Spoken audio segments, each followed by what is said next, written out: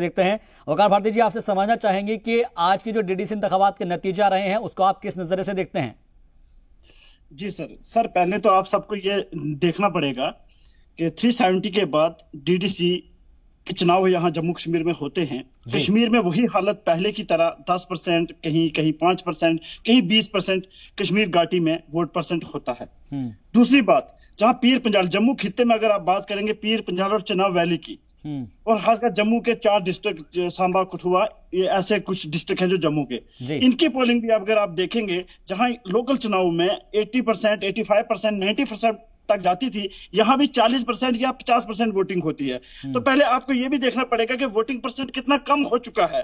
कश्मीर घाटी में सेम है, जो 370 से पहले जैसे वोटिंग परसेंट होती थी वही वोटिंग परसेंट हो रही है। और जम्मू खित्ते की अगर बात करेंगे, पीर पंजाल चनाब वैली में, यहां भी 30% से 40% वोटिंग परसेंट बहुत ज्यादा कम हो चुका है।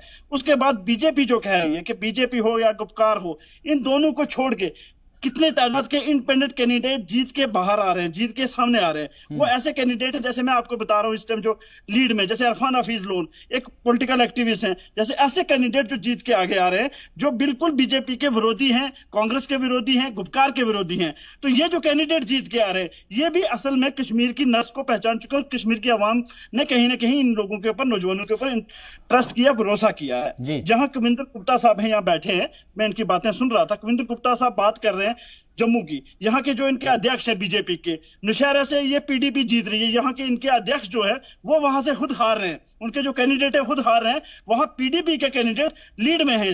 अगर जीत जाए तो पीडीपी वहां जीत जाएगी। तो यहाँ बीजेपी खुद अपनी जगहों से हार रही है। तो बीजेपी जो कह रही है इस टाइम, इनका कहना कुछ होता है, दिखाना कुछ होता है, और हासिल में जो आज जम्मू कश्मीर जो हालात में है, किसी भी तरीके से आप सोचिए, हर तरीके से बदतर हालत में जम्मू कश्मीर पहुंच चुका है। जम्मू कश्मीर में रोजगार खत्म हो चुका है, बेरोजगारी बहुत ज्यादा हो चुकी है। ठीक है सर, आपने कई सारे इल्जाम लगाए हैं वकार जी, मैं इनका जवाब ले लेता हूं कविंदर जी से। कविंदर गुप्ता जी कई सारे इल्जाम लगा रहे हैं वकार भारती जी, और कह रहे हैं कि यहाँ पर जो है लोगों को तरक्की चाहिए, डेवलपमेंट चाहिए, लेकिन वो कहीं मिल नहीं पा रहा है। ये लोग इस चीजों से पत्थरबाजी होती थी, लोग इससे हुर्रियत के रोजमर्रा के बंद, इनको शायद तो साफ नहीं दिखता।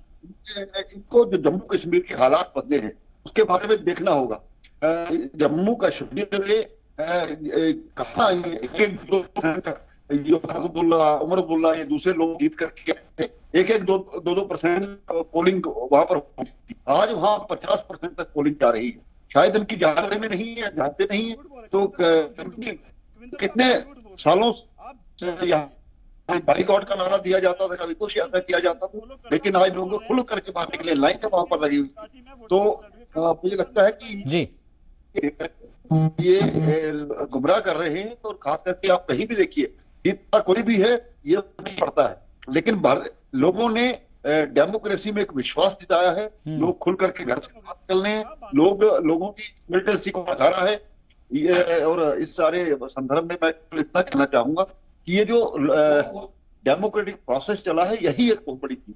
ये वाकई में काफी अचीवमेंट है कि लोग जो है तरक्की, इसमें जो जमहूरी निजाम है उसमें विश्वास रख रहे हैं। वकार भारती साहब, आप कुछ कहना चाह रहे थे? सर, यहाँ कविंदर गुप्ता साहब ने एक बहुत बड़ा झूठ बोला कि नहीं, कश्मीर घाटी में 50% वोटिंग पोलिंग हुई है। इनको रिकॉर्ड निकालिए इलेक्शन कमीशन का, कितना परसेंट वोटिंग पोलिंग हुई है। उसके बाद ये वोटिंग पोलिंग परसेंट जो भी कश्मीर में हुई है, या पीर पंजाल या चनाब वैली में जो हुई है, ये कहीं ना कहीं जो